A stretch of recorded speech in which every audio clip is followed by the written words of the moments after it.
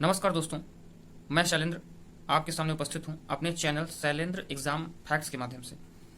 जैसा कि आपको पता होगा कि इसके पहले मैंने मनोविज्ञान का अपना एक वीडियो बनाया है जो कि शिक्षण की प्रमुख परिभाषाएं इस हेडिंग से करके है। उसमें आपको प्रमुख शिक्षा शास्त्रियों, जिसके हमारे भारत में शिक्षा शास्त्री कहते हैं, तो प्रमुख शिक्षा शास्त्रियों मतलब साइकोलॉजिस्ट जो हैं उनकी, जो मनोवैज्ञानिक हैं, उनकी परिभाषाएं उसमें हैं और जो बहुत प्रमुख हैं, जिनकी पूछे जाने की संभावना बहुत ज़्यादा है और कुछ व्याख्याएं भी हैं, उसको आप देखेंगे। आज सेकंड हमारा जो वीडियो है वो भी शिक्षण से संबंधित है। एक खास बात आपसे मैं कहूँगा कि ये जो मेरा अपना नोट्स है, और चूंकि मैं इन्हीं नोट्स के जरिए मैंने 100+ मार्क्स टेट सी टेट में अचीव किया है और दो बार अचीव किया है। ठीक है, इसके बाद मैं कोई अपनी उपलब्धि नहीं बता रहा हूँ। हाँ, अगर मैं इससे कर सकता हूँ तो आप भी उम्मीद है कर सकते हैं। ठीक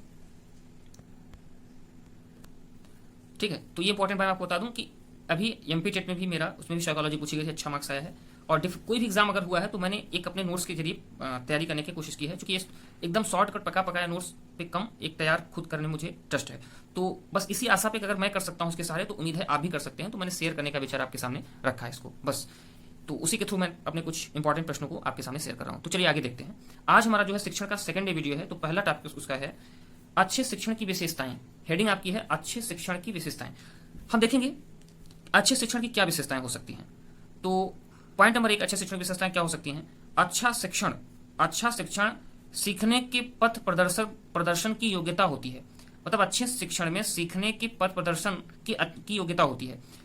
अच्छा शिक्षण वही होगा जो कि आपको अच्छा पथ प्रदर्शन प्रदान कर सके। ठीक है, वो आपको पथ प्रदर्शन मतलब रास्ता दिखाएगा कि अगर आप इस वे से चलते हो। पथ प्रदर्शन का मतलब यह है कि अब ऐसे एक हल्की सी लाइन समझिए, उसमें सीढ़ियां होती हैं किसी छत पे चढ़ने के लिए। तो उसमें होगा कि एक सीढ़ी के बाद आप मान लीजिए सीढ़ियों की संख्या 100 है, तो आप सीधा ऊपर 100वीं सीढ़ी तो नहीं दे सकते, लेकिन अच्छे शिक्षण की क्वालिटी होगी पहले सीढ़ी चढ़े तो दूसरी दिखाई देने लगेगी, या तीसरी चौथी तक आपको आसान नजर आएगी, चौथी चढ़े तो आपको 4-5 सीढ़ी और आगे दिखेगी, तो आपको लगेगा कि हाँ ये अच्छा मार्ग है। तो ये अच्छी शिक्षण की विशेषता होगी, तो भविष्य आपको उज्जवल दिखाई देगा। मतलब आप समझिएगा, आप हाँ यार, हाँ मुझे अंदर चेंजिंग हो रही है, मैंने महसूस किया है। ये क्वालिटी पहली होनी चाहिए।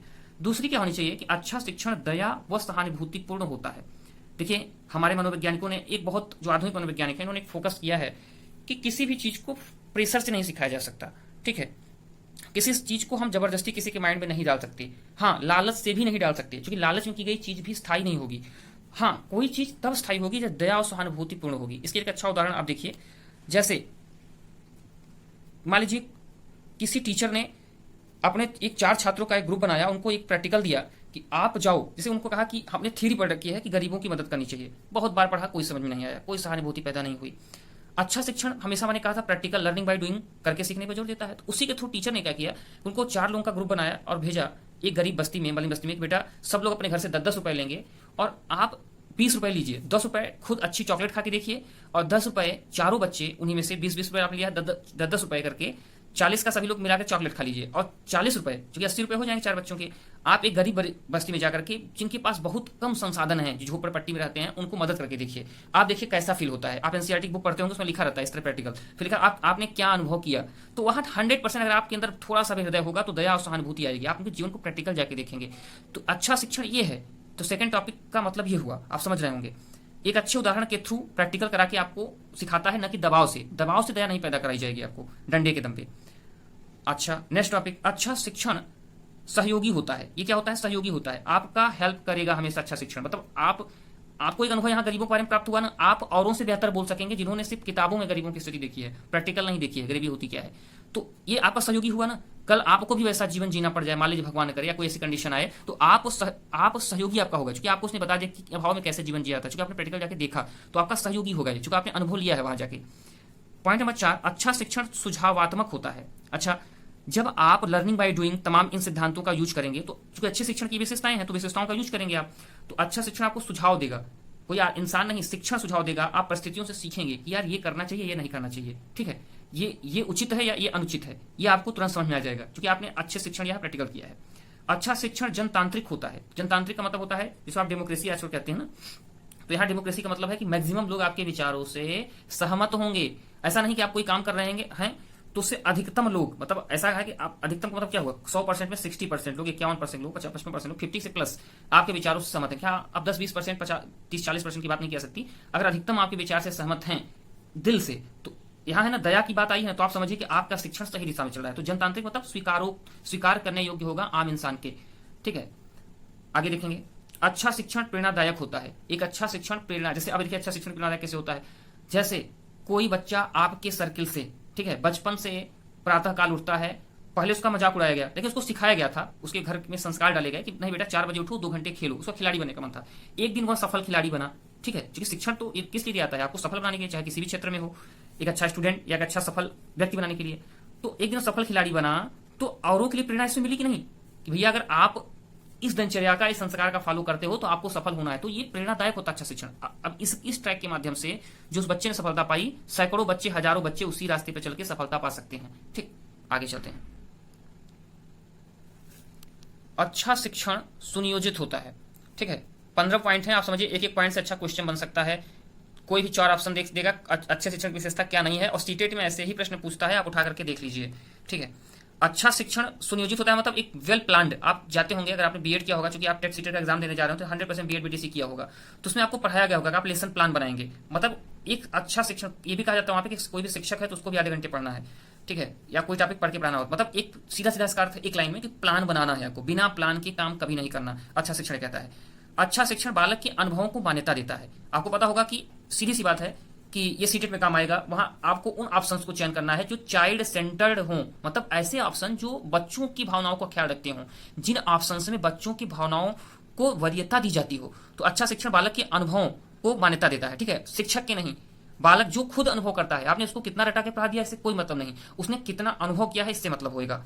क्योंकि आप देखते हो कभी कभी बहुत अच्छा मेरिट रखने वाले बच्चे और अच्छा रिकॉर्ड रखने वाले बच्चे सफल नहीं होते, और अच्छा प्रैक्टिकल करने वाले बच्चे सफल हो जाते हैं, जिनका अनुभव अच्छा होता है। अच्छा शिक्षण शिक्षक के अनुभव को मान्यता देता है। ठीक है, ये शिक्षक के भी अनुभव को मान्यता देता है, और चूंकि शिक्षक तमाम ऐसे अनुभव बच्चों को दे सकता है जो इसने खुद किए हों या अनुभव किया हो। शिक्षक चूंकि वो चीज प्रैक्टिकल बच्चों को नहीं करनी पड़ेगी, इसलिए एक अच्छा शिक्षक का होना जरूरी है। ठीक है, अच्छा शिक्षण प्रगतिशील होता है। प्रगतिशील का मतलब है कि अगर कोई चीज, जैसे आपने परंपरागत कोई बात पढ़ रखी हो कि इस चीज से ये चीज होती है, तो अब अगर मान लीजिए कोई चीज, जैसे एक मैं ऐसे बता रहा हूँ आपको, जैसे आपको किसी किताब में पढ़ा रखा है, किताब पुरानी है, आप पढ़ रहे हैं कि जो सौरमंडल में 9 ग्रह होते हैं, किताब बदली, समय के साथ एक मीटिंग हुई, पता चला आप उससे अपडेट हैं, तो पता चला कि एक मीटिंग में ये तय किया गया कि जो यम है उसको हटा दिया गया। ठीक है, प्लूटो को हटा दिया गया और 8 ग्रह बचे। तो प्रगतिशील मतलब नई नई बातों को एक्सेप्ट करने की उसमें क्षमता होगी। ये रूढ़िवादी नहीं होगा कि नहीं नहीं 9 ही ग्रह माने जाते हैं तो नहीं ही होंगे।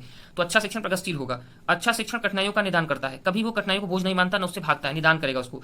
जैसे आपके पास कोई ऐसे प्रश्न, ऐसी कंडीशंस आ गई, तो उसको शिक्षक खुद सीखेगा और छात्रों को फिर बताएगा कि देखो इस समस्या का निदान ऐसे होगा। ठीक है, ऐसे भागने की आवश्यकता नहीं है।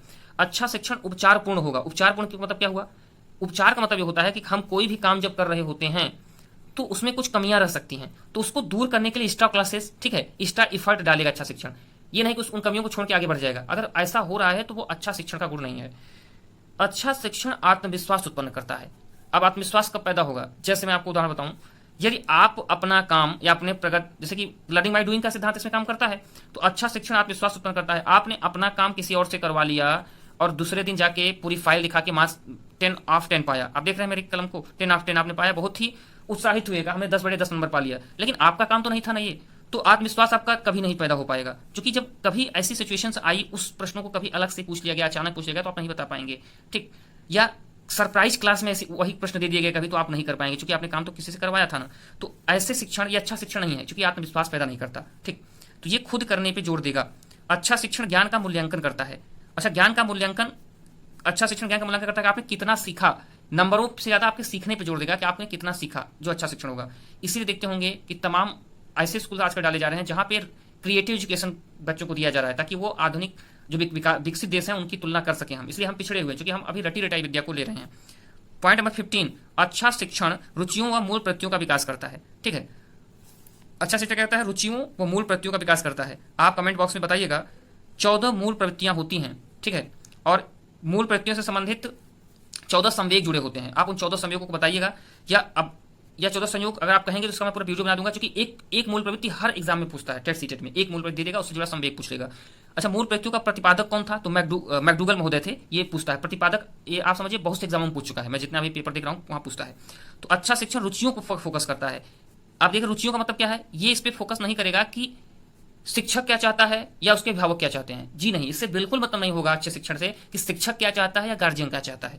अच्छा शिक्षण ये देखेगा कि बच्चा क्या चाहता है।